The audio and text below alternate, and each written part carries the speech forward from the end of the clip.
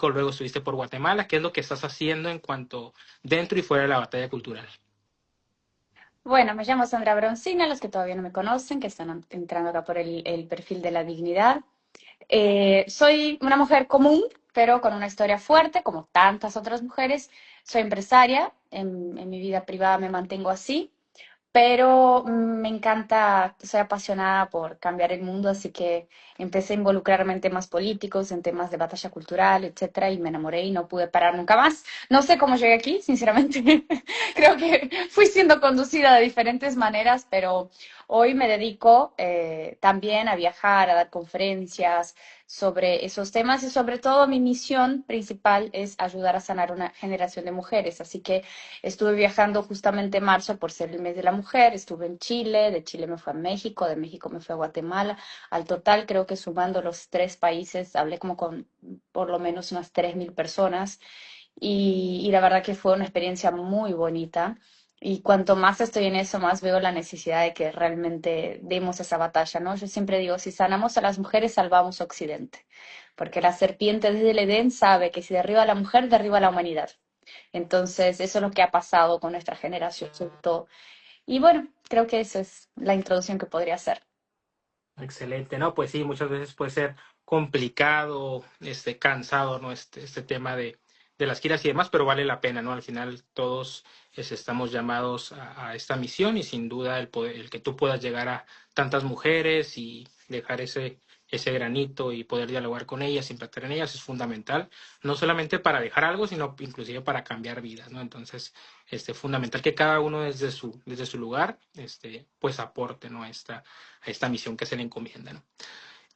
Pues para iniciar nos gustaría, yo creo que es una pregunta, un tema que muchas veces, inclusive hasta nos sorprende muchas veces la respuesta, ¿no? Porque ya en la actual sociedad pues no sabemos definir las palabras, e inclusive tenemos miedo de definir, de decir o de hablar con la verdad por miedo a poder incomodar a las personas. Nos gustaría que nos hablaras qué significa hoy ser mujer en medio de tantos mensajes contradictorios, de tantas campañas que van contra la misma naturaleza de la mujer. ¿Qué es una mujer y qué significa, qué representa en la actualidad ser mujer? Bueno, en Chile, de hecho, el título de mi conferencia fue La mujer del siglo XXI y cuando lo empecé a escribir, lo primero que dije, ¿qué es ser mujer en el siglo XXI? Y lo mismo que en el siglo I o antes de Cristo. O sea, la biología no cambió. Lo que cambió es las definiciones que tratan de imponernos. Entonces, la mujer naturalmente tiene, a partir de los 5 años de edad, estamos desarrollando empatía, porque un día podemos ser mamás. La mujer naturalmente tiene una percepción científicamente comprobada 10 veces mayor que la del hombre para varios temas, porque si tenemos un bebé, tenemos que adivinar qué pasa con ese bebé, si tiene hambre, si tiene sueño, qué, para que no muera, ¿no? Entonces la mujer biológicamente tiene habilidades que son completamente complementarias a la del hombre y que nos hacen diferentes, diferentes en nuestra manera de relacionar, en nuestra manera de ver el mundo, en todo lo que hagamos. Siempre la mujer va a traer un poco más de misión, de propósito, ¿no? Esa sensibilidad. Y también diferente en lo que significa nuestra felicidad, porque la respuesta de felicidad del hombre y la respuesta de felicidad de la mujer es diferente de acuerdo a cómo funciona nuestro cerebro. El cerebro femenino y masculino son diferentes, no somos simplemente biológicamente, físicamente, ¿no? No es solo la apariencia. También el cerebro, las hormonas, y no podemos negar que tenemos esta revolución hormonal dentro de nosotros todos los meses, entonces es diferente.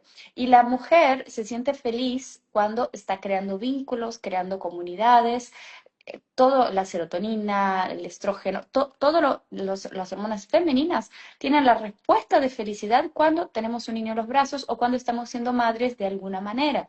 Yo siempre digo, María es mi ejemplo perfecto porque ella fue tanto madre biológica cuanto mamá espiritual, ¿no? Cuando Jesús le dice a Juan, ahí está su madre, ella se hace madre de todos nosotros. Entonces la mujer nació para ser madre. Claro, algunas no pueden tener hijos, yo no sé si voy a tener la dicha de tener porque nos pasa a veces el tiempo, no encontramos pareja, o sea, hay miles de factores que determinan eso y también el feminismo que termina engañándonos y creyendo que el tiempo es ilimitado, en fin, hay miles de cosas. Pero aún las mujeres que no pueden tener hijos o que se les pasó la edad o cualquier motivo, pueden ser mamás espiritual. Ahí está Madre Teresa de Calcuta, que salvó más de 3.000 niños del aborto, ¿no? Y terminó teniendo un labor maternal, como todas las monjitas, son todas madres, ¿no? Las llamamos madres. Entonces la mujer vino a cuidar, vino a amar, vino a crear vínculos. Y el cerebro masculino no es que no ame, simplemente no tiene la misma lectura de empatía y está más relacionado al éxito, a la competición, etcétera. Por eso que en los negocios muchas veces a los hombres les va muy fácil, ¿no? Porque tienen esa habilidad. No quiere decir que nosotras no podamos. Y de hecho, cuando llegamos, sea en los negocios, sea en las políticas, traemos la sensibilidad, la visión, la perspectiva. Pero realmente la realización de la mujer no va a estar en esto. Entonces no basta. En la mayor mentira del feminismo es de que seríamos felices si fuéramos autosuficientes nada más, si viviéramos una vida egoísta, simplemente trabajando para el éxito, para el reconocimiento. Ninguna mujer va a ser verdaderamente plena así.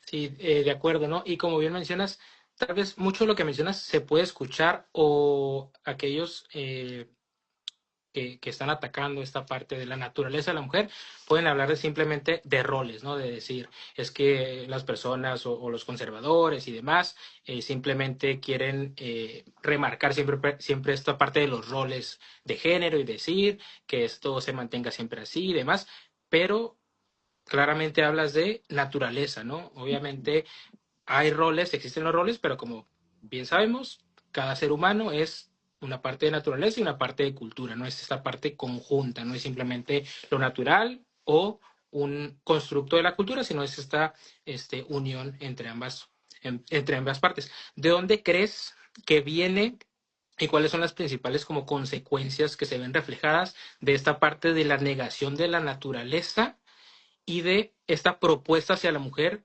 de renunciar tanto a su parte natural, a esta composición que tiene como mujer y a lo que está llamada al ser mujer? O sea, ¿de dónde viene, de dónde tú ves que viene esta ideología que se está promoviendo y cuáles son estas principales consecuencias que se ven reflejadas en la realidad de las mujeres? Bueno, eso empieza con el feminismo. Ya de Simone de Beauvoir, ella decía que no se nace mujer, se llega a ser. Entonces, es una de las primeras a negar la naturaleza femenina. Y ella decía que el casamiento, la maternidad no era un deseo natural de la mujer, sino que una imposición cultural. Durante siglos, la mujer se realizó creando vínculos, teniendo muchos hijos, teniendo familia. Claro que siempre hay uno u otro caso que el hombre pudiera ser abusivo, no vamos a ignorar que eso no exista, pero no significa que la mayoría de los hombres fueran así, ¿no? Hay muchos abuelitos y abuelitas que se casaron y quedaron juntos hasta el último día de su vida y eran personas que se amaban y que supieron construir algo de valor. El mundo era otro. Pero ellas, a partir de Simone de Beauvoir y tantas otras referentes que siguieron del feminismo, radicalizaron esa cuestión principalmente negando la biología y diciendo que era una imposición cultural, entonces tendría que haber un cambio en la cultura. Y ese cambio en la cultura se dio a través de la música, de la literatura, de la película, del cine. Entonces, toda la referencia que las mujeres tuvimos, yo puedo decir, yo realmente fui una que fue estafada, como tantas otras, de creer que ser una gran mujer sería ser una gran empresaria, vencer en el mundo de los negocios, estar entre hombres y vencer. Y yo realmente hice eso, por lo menos por 10 años de mi vida fue lo que busqué hasta que encontré el vacío. Llega un momento que te chocas con la pared, porque llega un momento que es natural no querer ser mamá, querer tener una familia, pero eso viene de ahí. ¿De dónde viene? Viene de ahí. Y viene de una ingeniería social, ¿no? Política, que tiene también como interés esa agenda. Si las mujeres fueran conservadoras, la izquierda nunca iba a ganar. Empieza por ahí. De hecho, en Chile, por ejemplo, el voto femenino fue algo propuesto por el Partido Conservador y la izquierda estaba en contra porque aquella época la mayoría de las mujeres eran conservadoras.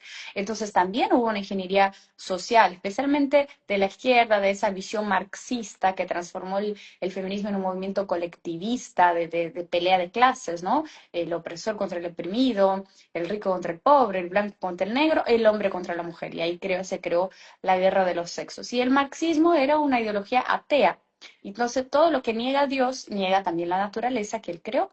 Y de ahí viene. Ahora, ¿cuáles son las consecuencias? Bueno, ahí estamos. Tenemos una crisis de paternidad, una crisis de maternidad, seres humanos que no están bien formados, porque imagina lo valioso que es una buena mamá, que eduque, que enseñe, que ame a su hijo. Tenemos más de 75 millones de abortos al año. Es el verdadero genocidio. Yo digo, decir que las mujeres no necesitan ser sanadas es negar la realidad, cuando mínimamente una cada cuatro mujeres está cometiendo un aborto. Y esos datos son de la OMS y de la ONU. Si ellos lo dicen, probablemente es mucho mayor, infelizmente. Entonces, las consecuencias son esas: las personas solas, las mujeres a veces no consiguiendo también pareja porque se dedican, bueno, puede ser que me toque a mí, yo no estoy haciendo una crítica a las demás mujeres, yo me incluyo en eso, ¿no? Porque vamos dejando para después, para después, para después, y a veces se te pasa, se te agota también. Está bien que la medicina hoy ayuda, que la mujer puede ser mamá hasta más tarde, gracias a la medicina, pero tampoco se dice que muchas intentan y no lo logran, que hay una bomba hormonal detrás de eso, o sea, hay riesgos también. Entonces, las consecuencias simplemente son muy tristes, muy dañinas, y creo que afecta sobre todo hasta el tema de salud mental de la sociedad, todo ese desquicio, todo lo que vemos de malo en el mundo es porque no tenemos suficientes buenas mamás y buenos papás también, ¿no? Pero todo parte ahí del tema de la educación, del amor, del afecto, del vínculo, y todo eso se ha perdido.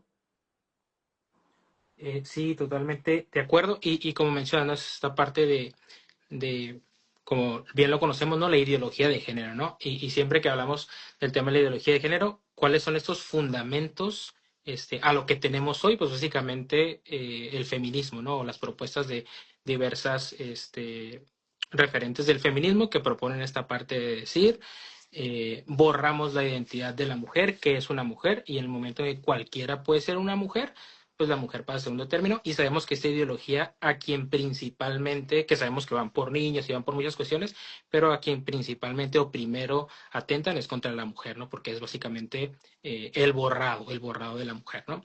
Me gustaría que comentáramos un poquito sobre este concepto de la feminidad, ¿no?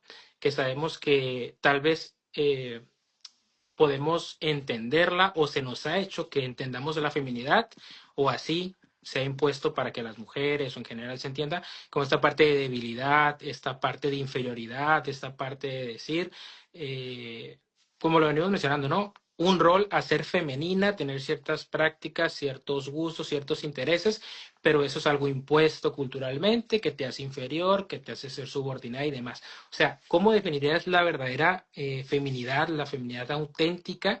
¿Y por qué crees que hay un rechazo de muchas mujeres a la feminidad? Para mí la feminidad auténtica está toda dibujada en la Virgen María. O sea, es una mujer humilde, es una mujer sencilla, es una mujer conectada con el cielo, es una mujer que decide obedecer a Dios, es una mujer que trae vida a la tierra. Y la belleza de la feminidad para mí está en la sencillez, está en la maternidad, está en los gestos, está en la dulzura, está en la comprensión, está en hacer de ese mundo más bello por lo que somos, no por las ropas, por la cartera, por las marcas. También han futilizado demasiado a la mujer, ¿no? Y creo que la esencia de lo que es ser femenino, por eso María para mí es mi mayor aliada, porque cuando empecé a escribir mi libro, pasé a tener muchas inspiraciones con ella, fue inevitable, y eso yo no era católica, pero empecé a reflejar en la diferencia, por ejemplo, de Eva y María, ¿no? Eva quiso ser como Dios, quiso desobedecer a Dios, y con eso trajo el infierno a la tierra, trajo la muerte, ¿no? Por influir en Adán, terminó condenando a sus propios hijos a la muerte. Y María trajo vida, trajo redención. ¿Y por qué? Porque quiso obedecer a Dios. Entonces, es lo opuesto. Y la mujer tiene también históricamente un papel de influencia muy fuerte. Nosotros influenciamos mucho. Por eso también a mí me consideran muy peligrosas en muchos ambientes, porque obviamente cuando tenemos empatía y conseguimos leer los ambientes y conseguimos analizar, a veces terminan confiando en nuestra visión y terminamos cambiando escenarios, ¿no? Entonces creo que el rol de la mujer es ese, es traer amor, es amar, es traer el cielo a la tierra, o por lo menos eso es lo que venimos a hacer, ¿no? Yo siempre digo también que en la imagen de María conseguimos ver cómo Dios ve a la mujer. Cuando toda mujer es como un santuario que trae vida a la tierra. Nuestro cuerpo no está para ser usado, para ser descartado, para ser simplemente deseado, sino que para ser respetado, como un santuario que trae vida a la tierra. Entonces creo que son valores que siempre en realidad estuvieron ahí, mira, ¿no? La Biblia lo deja claro hace más de 2000 años, tenemos ese ejemplo, pero que culturalmente se ha tratado de destruir. Sí, ¿no? Y como bien mencionas y rescatas esa parte de la maternidad, de la madre, ¿no? Hace un tiempo me tocaba abordar un tema sobre el amor de Dios, ¿no? Esta parte del ser incondicional. Y yo decía, no, veo mucho del amor de una madre, ¿no? Sabemos que hay mamás de todo tipo y hay mamás que aman hasta el extremo y hay mamás que abandonan. O sea, hay cualquier tipo de persona, ¿no? Pero en la madre encontramos como este modelo de el ser incondicional, ¿no?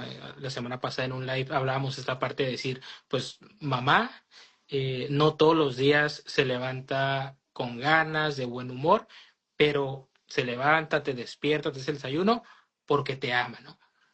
No por esta parte de decir, o sea, no siempre voy a estar motivada con ánimo, pero lo hago porque te amo, ¿no? Esta parte de la incondicionalidad que muchas veces desde fuera o desde posturas feministas decimos, no, pues, o sea, aquella mujer o aquella madre que se hace cargo de su hogar es débil o es sumisa, o sea, restamos esta parte de la entrega, que no solo le toca a la mujer, a la mamá, nos toca a todos, ¿no? Esta capacidad de entregarnos, de darnos, pero qué mejor modelo como tú bien mencionas, de la Santísima Virgen María, de obediencia, de entrega y de todas las mamás, o de el don o la misión que tiene la mamá, porque no todas las mamás lamentablemente se entregan o aman, ¿no? Pero sin duda el modelo del amor incondicional, sin decir una cosa que no venga al caso equiparando, ¿no? Con el amor de Dios, pero en esta parte de que Dios nos dice, no, nos ama hasta el extremo, nos ama de manera incondicional, nos perdona, está siempre para ofrecernos misericordia cuando nos equivocamos.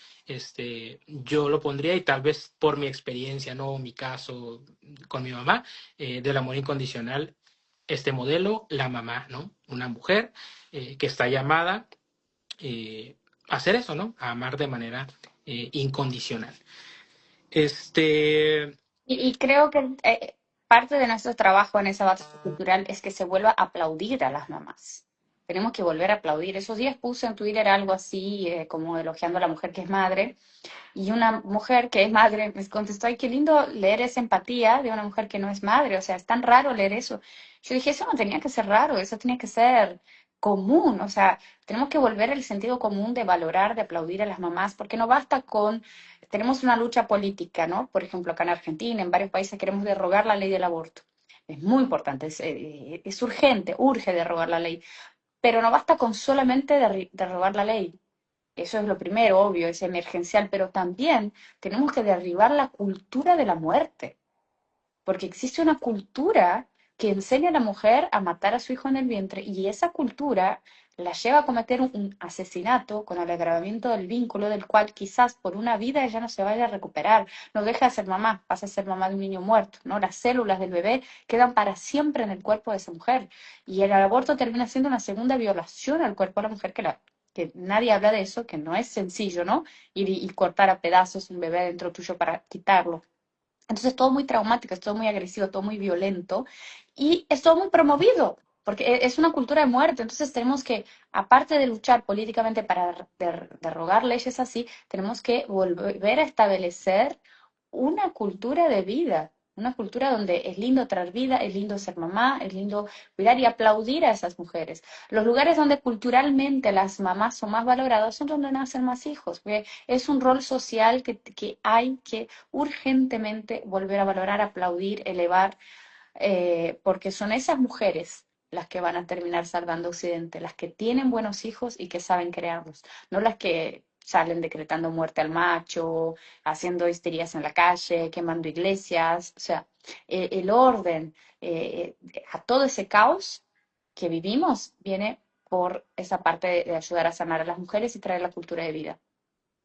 sí, mencionas algo muy importante, esta parte de aquellos que estamos, ¿no? En la batalla por la vida. Lamentablemente, en muchos países, pues las leyes están propensas, propicias al aborto legal. No solo tener la mira puesta, que claro que es la principal, ¿no? Derogar la ley del aborto, ponerse al aborto, mostrar la realidad del aborto, en qué consiste, qué es, pero también dar esta propuesta, esta alternativa y este discurso de vida, ¿no? Como mencionas, de maternidad, de valorar. De o hecho, sea, el rol, la función de la mujer, porque sin la mujer, sin la maternidad, pues no hay nada, ¿no?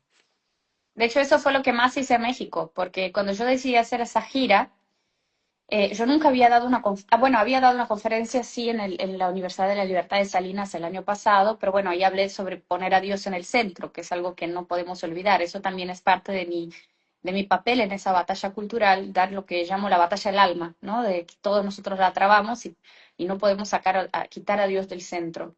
Pero esa vez que fui enfocada en las mujeres, justo mientras yo estaba preparando mis discursos, mis presentaciones, un poco antes de viajar aparece el 8M en México, que fue el más absurdo de todos. Yo dije, no puedo creer que México, que es el país donde la Virgen María es más alabada, más venerada, sea el país donde el feminismo está tan fuerte, donde las mujeres están tan enfermas a punto de tener mujeres que se dicen católicas y aborteras. O sea, no tiene el menor sentido. Entonces yo dije, y justo fui invitada a dar conferencias adentro de un partido, donde ese partido tiene algunas dirigentes y todo que son súper progres. O sea, prácticamente no existe derecha en México. Entonces yo dije, bueno, qué misión, ¿no? Y vale, tuve, hablé con Dios, dije, protégeme, ayúdame, pero tengo que ir con la verdad. Y ahí a todas esas mujeres, o sea, todas las conferencias que di en México fueron para rescatar la cultura de la vida, porque vi que era donde estaba la mayor herida, ¿no? Como país, cosa que en otros países a veces no está tan, bueno, en todo el occidente está, pero siento que en México hay una fractura más grande porque eh, perdieron el sentido incluso de lo que es el catolicismo, ¿no? Entonces lo usan mucho políticamente, pero en la vida, o sea, confunden sus términos, sus conceptos. Y bueno, así que eso es lo que trato de hacer también, pasar por la vida y por los países promoviendo la cultura de la vida y que eso fuimos llamadas, ¿no? Hay un texto también que me gusta mucho, una historia en la Biblia, que es la de Débora, ella era líder en Israel, ella era jueza, era profetisa, la gente recurría a ella por su sabiduría, entonces eso también es un rol muy femenino, o sea, ella era jueza porque la gente le dio esa autoridad porque sabía que era justa y Débora va al comandante del ejército, a Barak, al comandante del ejército de Israel, y le dice, mira, tienes que ir a la guerra porque Yahvé te va a dar la victoria.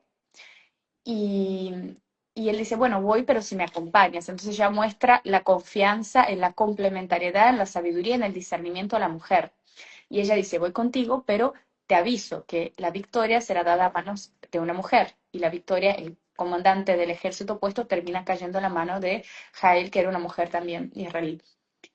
Y al final de esa guerra, Débora escribe un cántico que está en la Biblia en Jueces y dice, faltaban los líderes en Israel y yo me levanté, hasta que me levanté yo, Débora, me levanté como madre en Israel. Ese texto es muy clave porque ella no se levantó como un hombre más, ella no se levantó para competir, ella se levantó para ayudar al hombre en el discernimiento, para acompañar y se levantó como madre, como madre. Entonces yo siempre digo, levantémonos como madres, tengamos hijos o no, ojalá todas las mujeres puedan tener, pero levantémonos como madre y una madre que hace, defiende la vida. Defiende la vida. Fuimos creadas, o sea, nuestra empatía está para proteger la vida, nuestra percepción está para proteger la vida. Ninguna mujer fue diseñada para defender el aborto, ninguna. Nosotras fuimos diseñadas para defender la vida. De acuerdo, ¿no? Y como bien mencionas esta parte, retomando, recuperar esta parte de la importancia de la maternidad, ¿no? Como mencionabas anteriormente, me gustaría abrir un paréntesis respecto a, mencionas lo que estuviste por acá en México, veíamos algunos extractos de las conferencias y las historias y demás. Me llamaba mucho la atención y quería preguntarte al respecto porque vimos que estuviste ahí no sabemos si es cierta quiénes fueron quienes promovieron la conferencia y demás, pero vimos que era dentro del Partido Acción Nacional o promovido por el Partido Acción Nacional y recordaba cómo en 2021 nos tocó tener acá, nosotros estamos en Baja California y en nuestra ciudad de Ensenada trajimos a Agustín Laje a una conferencia y justo por cercanía, vínculo que tenemos con el partido acá en nuestro municipio, estuvimos en el auditorio del PAN, ¿no? Y fue un evento padrísimo, muy, muy grande, pero fue justo, recuerdo, en una fecha donde se firmó el foro, la Carta de Madrid, no recuerdo, que vino Santiago Abascal y otros liderazgos, el PAN lo firmó, o senadores del PAN lo firmaron y a los días se echaron para atrás, no se arrepintieron, se deslindaron. Y recuerdo que Agustín en la conferencia ahí con parte de la militancia en las instalaciones, pues emitió esta crítica, ¿no? Al partido por esta tibieza y por esta ausencia de la derecha en México, ¿no? Que ya desde años lo tenemos, donde el PAN en cierto momento de la historia, e inclusive en algunos contextos, en algunos estados, aún es esta referencia de la derecha, pero a nivel nacional pues ya no lo es, ¿no? No sé si nos contarás un poquito tu experiencia en esta parte en el contexto institucional del partido, cómo te fue, ya mencionaste un poquito, ¿no? Cómo abordaste la temática, pero me llamaba la atención, te digo, recordando esta visita de Agustín por acá en el PAN.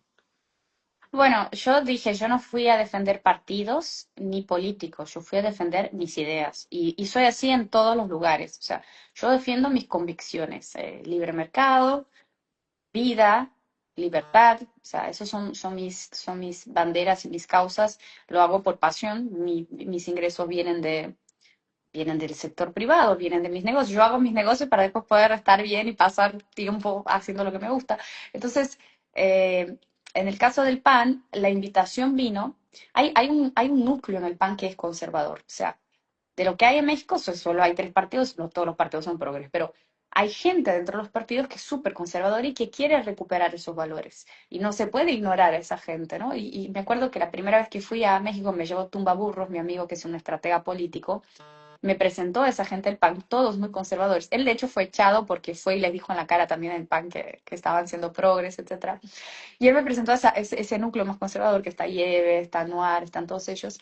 Y ellos quieren esa batalla. Sandra, necesitamos, o sea, quien me llamó fue el PAN de Estado de México, que es los que son más conservadores, y ellos dijeron, queremos dar un mensaje, o sea, que tu visita sea un mensaje al partido de que eso es lo que nosotros queremos. Yo no cobré nada para estar ahí, o sea, nada más pagaron los costos de hospedaje y eso, pero no cobré por la conferencia, eso porque no quiero recibir dinero del partido, yo no estoy para defender el partido, estoy para defender ideas, y creo que no basta con quedar en casa, en Twitter, diciendo, el PAN es una porquería, el PRI es una porquería, ¿verdad?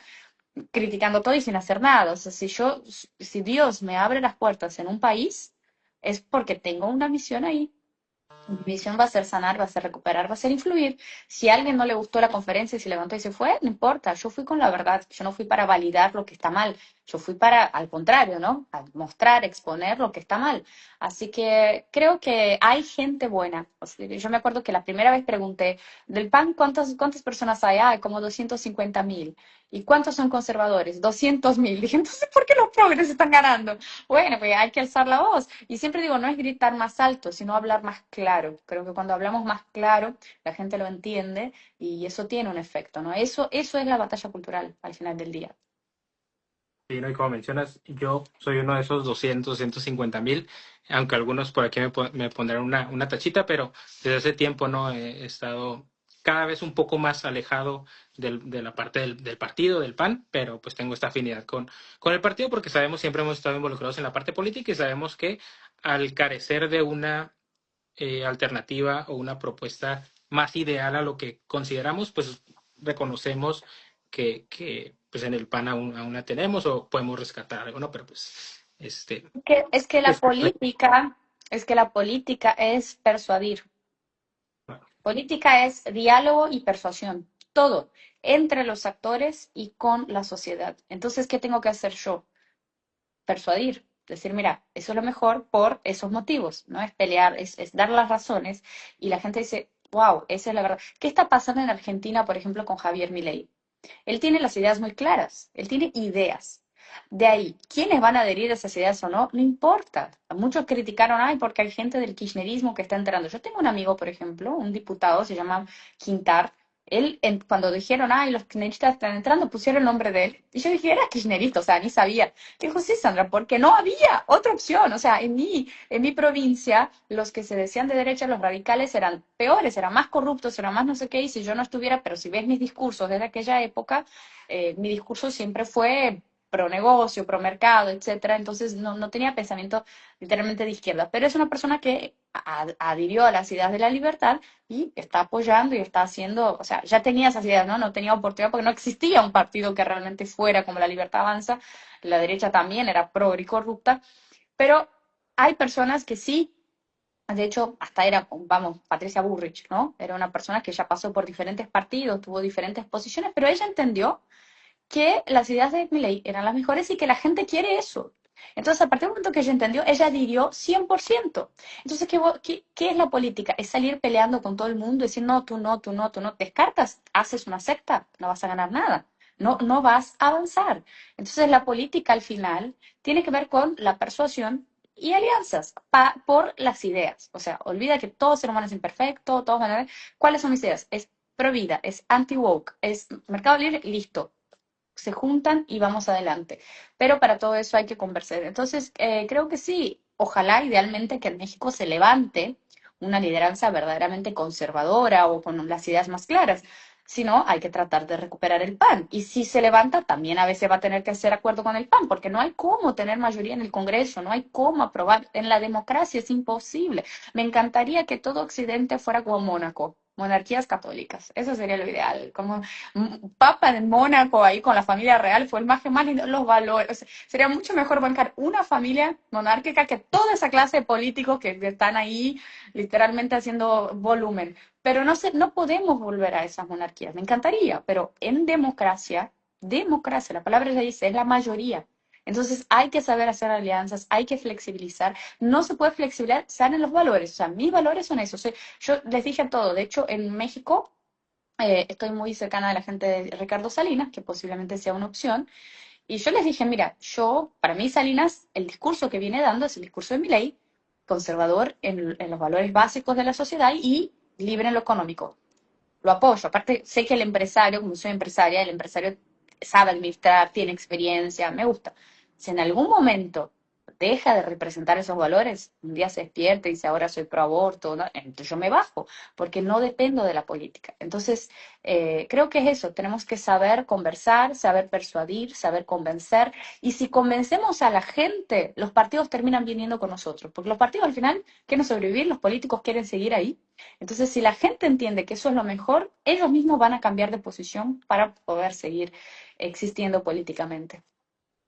Y no, antes de casarte con un partido es fundamental estas alianzas, este diálogo. Nosotros acá como sociedad civil lo hemos experimentado en varios estados donde, por ejemplo, en Guanajuato, que es un estado pues supuestamente muy conservador, donde el PAN lleva bastantes años gobernando y siempre en esta línea conservadora que en la actual administración con una gobernadora pues bastante progre. Ha habido dificultades, pero justo el aborto no pasó por un voto de una diputada que era aliada a Morena y al final se le persuadió, ¿no? Por parte de este diálogo, de esta presión de las organizaciones, buscar y al final gracias a ese voto, que el PAN pues sí se mantuvo en la línea, pero gracias a ese voto de alguien aliado o de un partido aliado a Morena, que al final la expulsaron y mediáticamente la destruyeron, pero ella se mantuvo firme, luego se fue a las filas de la oposición, pero esta parte de decir, o sea, no vas a descartar a nadie y vas a buscar, porque al final lo que te interesa es la causa, no que un partido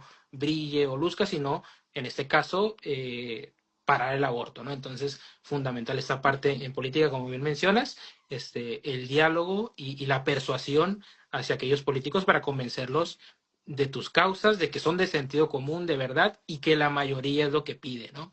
Y bien, y me encanta esta parte de Ricardo Salinas que mencionas, porque en esta crisis o en esta carencia de este liderazgo, como lo vemos en otros países, en Argentina, en Chile, en España, donde está bien definido, aquí carecemos de esto. En un tiempo, Verástegui comenzó con esta parte, luego nos dimos cuenta como que pues no tenía tal vez este liderazgo y al final pues no se logró como tal, pero ahorita vemos en Ricardo Salinas esta parte de en cuanto al discurso, en cuanto a la movilización y que es alguien con las características para disputar, ¿no? Para oponerse y para poder lograr algo, ¿no? Entonces, estamos con esta incertidumbre, pero pues con toda la disposición del apoyo en esta parte política con él y lo que él ofrezca, porque clarito se ve, ¿no? Esta parte de las ideas siguiendo estos liderazgos o estos modelos de otros países que ya no simplemente están haciendo ruido, sino que ya inclusive están en el gobierno. Entonces,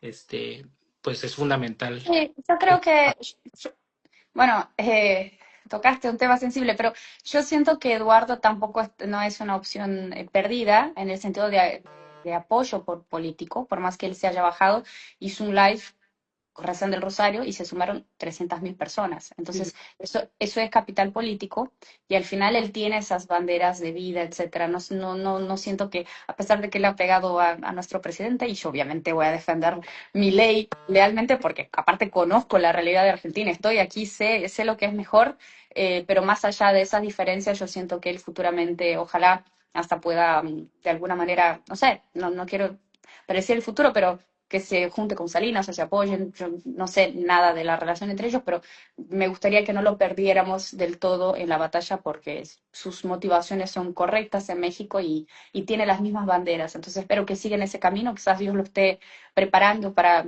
algo mayor en más tiempo, no sé, pero me parece lindo que haga ese trabajo espiritual y que siga en esa línea, porque de hecho está más que claro que el problema de México es un problema bien espiritual, ¿no? Sobre todo esa propia distorsión de lo que es el catolicismo, ¿no? O sea, no puede una dirigente decir que es católica y que es abortera, no tiene sentido. Entonces creo que la figura de él sigue siendo importante, respetable y ojalá Dios lo ayude en ese camino. sí, totalmente de acuerdo, ¿no? Siempre hemos respaldado esta parte, su liderazgo, y sí, hemos visto mucho por dónde pudiera él emerger esta parte, comenzando tal vez por alguna diputación o algo, ¿no? Porque al principio, pues él de lleno se aventó hacia lo grande y tal vez un poco solo, y al final, pues se dio cuenta, solo en cuanto a como peleando con los partidos, ¿no?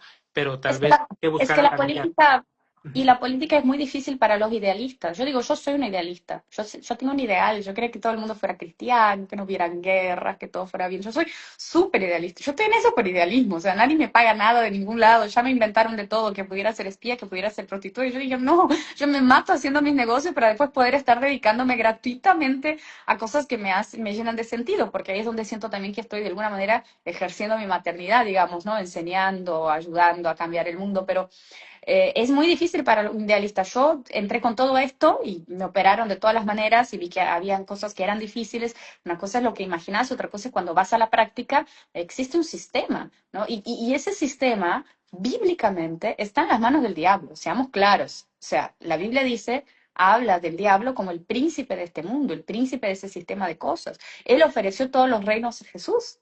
Imagínate, el diablo dice, si quieres te doy todos los reinos. ¿Por qué? Porque están en la mano de él. Entonces, cuando entras a la política, entras a una verdadera guerra espiritual, pero fuertísimo, porque la política es el único lugar por donde se influye en la vida de millones de personas.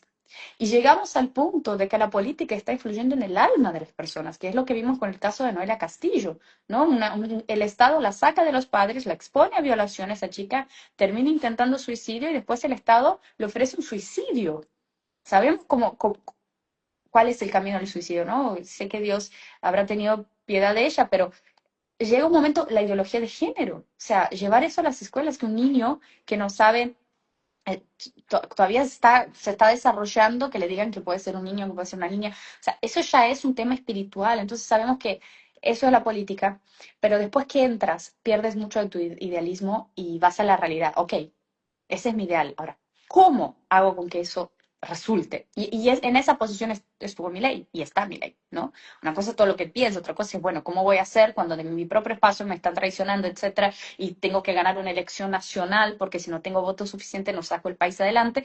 El primer reto de Argentina es económico, no hay otra. Ese país está en la miseria. Yo tengo familia acá, yo tengo mis hermanos, mis sobrinos, o sea, yo me preocupo por ellos. Yo sé cómo es la realidad de ese país porque vengo desde niña y sé lo difícil que es para que los inversores externos confíen en ese país para entrar. Y lo que Milei está logrando con las alianzas que hizo es un milagro porque está logrando con que pase la reforma laboral y una serie de desregulaciones que hace con que las reglas del juego queden más claras y de a poco el inversor externo tenga realmente seguridad para entrar en el país. Pero una cosa es lo que él idealizó en un inicio, otra cosa es lo que él consigue hacer después para que eso suceda, ¿no? Yo creo que eso es un proceso de amadurecimiento también en la política que todos llegamos un día de que no da. O sea, si yo voy a esperar que todas las personas sean perfectas, idealistas como yo, no voy a cambiar el mundo. El mundo como es, el sistema como es, la política como es, tienes que saber dialogar, persuadir, hacer alianzas y lo más importante es tener los ojos puestos en tus objetivos. Sí, ¿no? Porque si algo le aplaudimos a Eduardo es esta parte de decir, no, él tiene, sin hablar de idealismo, esta parte de principios no negociables, ¿no? Y posiciones no negociables. Y eso Y, es hermoso, y y es lo lo valorable. difícil, lo difícil que puede ser encontrar el justo medio en el cuanto a negociar eso, ¿no? O sea, no negociar la convicción, sino qué negocias o cómo dialogas, cómo logras el justo medio en cuanto a no abandonar o no contraponerte con tu postura, con tu convicción, porque no es simplemente una idea que tengas, una convicción, algo que crees verdaderamente en ello o que quieres alcanzar, y en el camino, y es mucho de lo que mencionaba Eduardo, de decir, básicamente es imposible querer formar un partido político porque al final, si no llegas, no sé a qué se refería claramente, pero o sea, si no llegas a negociar tales o cuales cosas, pues no, es imposible, ¿no? Y si no estás dispuesto a hacerlo por esta convicción que tienes firme, pues no se puede lograr y es la traba que se te va a poner siempre por parte del sistema, ¿no? Entonces, tener esta capacidad o esta iluminación de mente de decir, hasta dónde o por dónde o cómo se negocia o se dialoga con el adversario o con la persona que yo considero que tal vez es tibia o que está de un lado o de otro para lograr esa alianza o que se abra el camino para poder luego yo darle con todo, ¿no? Entonces, pues sí, no, Pero eso lo veo con buenos ojos y espero su pronta entrada otra vez a la política. Creo que no se lo deben perder, sobre todo en México. Él entiende ahí la realidad mejor que todos, así como nosotros entendemos lo que es la realidad de Argentina. Cada país tiene su dolor y yo siento que México está más por el tema de los valores que lo económico, porque en México tiene una realidad muy parecida con Brasil. Es un país muy grande, con una economía ya muy bien desarrollada. Que pase lo que por eso Morena consigue avanzar tan rápido. Para que llegue a ser una Argentina, llevaría muchos años distribuyendo dinero para que puedan realmente romper con el sistema. Es igual que mi país, Brasil, es exactamente igual, un país grande, rico, que el tema económico, aunque lo que hacen con México es que no tiene el crecimiento que podría tener. Imagínate que Argentina tiene una proyección de crecimiento del PBI mayor que México. El crecimiento de México está reducido porque tiene un gobierno socialista, pero aún con ese crecimiento reducido sigue siendo una economía muy sólida, cosa que en Argentina no. Entonces, ¿cuál es el principal problema de México? No es el económico, eso no se siente tanto. Es la violencia, es el aborto, es una serie de cosas. Argentina también tiene aborto, pero es una serie de cosas más a nivel espiritual, siento, y el de vida. narcotráfico, ¿no? Y la El influencia dentro narcotráfico, de las autoridades, claro. el trato de personas. Entonces, y siento que él conoce bien esas realidades, imagino que en un futuro va a volver. Pero bueno, vamos para el próximo tema. No, sí, sí, sí, retomando esta parte de, ya hablábamos de esta parte de la mujer, la feminidad. Eh, ¿Cómo definimos, por otra parte, entonces, la masculinidad, el rol del hombre, el llamado del hombre? Ya bien definiste esta parte de la mujer y la belleza de asumir el rol de la maternidad, del ser madre y de estas características de ser madre, no simplemente ser madre por serlo, sino asumir el rol. Por otra parte, creo que nos encontramos en una crisis de masculinidad por esta parte del avance del feminismo y esta oposición con el hombre y decir, el hombre, como mencionamos, ¿no? Es mi enemigo, ha sido mi opresor toda la vida. Entonces, hay una estigmatización del hombre, de lo masculino, de la masculinidad. Eh, ¿Cómo se manifiesta y a qué está llamado el hombre para poner contrapeso esta parte de la verdadera masculinidad con lo que se propone como una nueva masculinidad? Eso es muy interesante. Mi próximo libro, de hecho, se va a llamar Los hombres son buenos. Estoy estudiando mucha información para eso porque hay varios factores. Existe una ingeniería social que ha hecho incluso con que la testosterona del hombre se haya reducido. Entonces, un joven hoy tiene una testosterona equiparada a un señor de 70 años.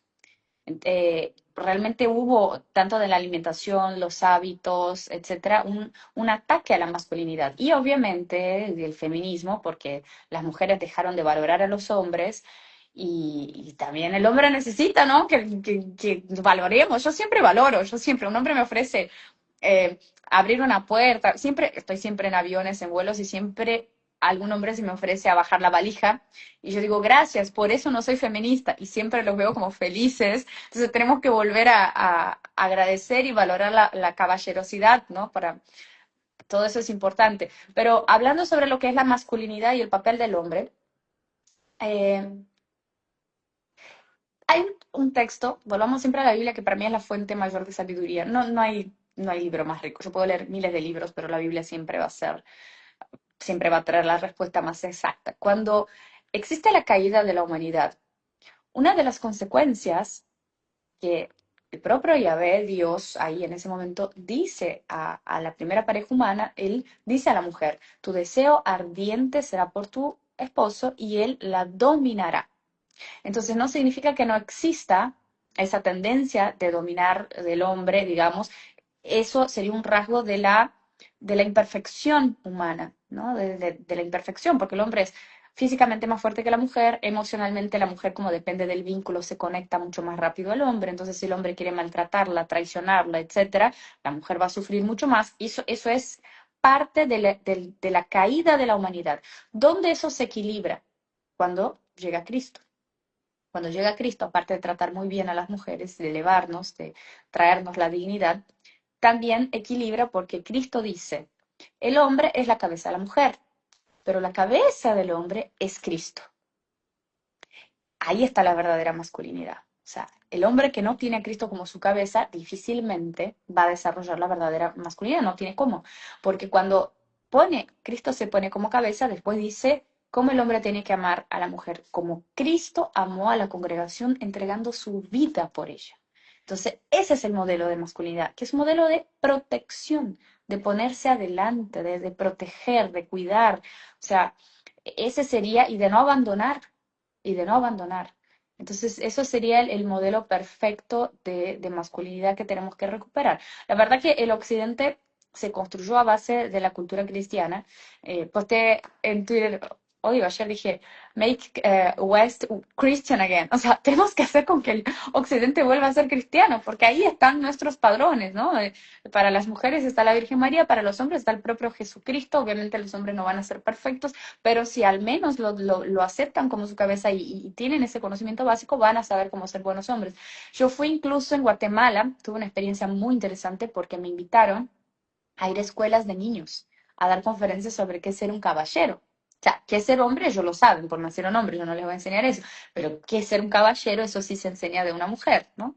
Entonces fui de conferencia primero a los niñitos de 7 a 12 años y después de 12 hasta casi 18, 17 años.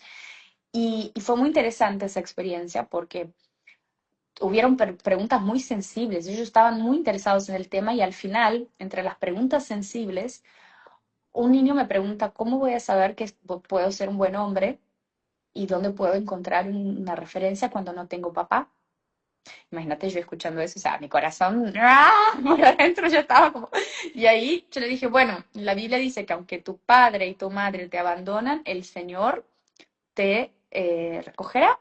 Entonces, ahí está el ejemplo de Jesucristo, que él tenía todo el poder del mundo, era el Hijo de Dios, y ¿con qué usaba su poder?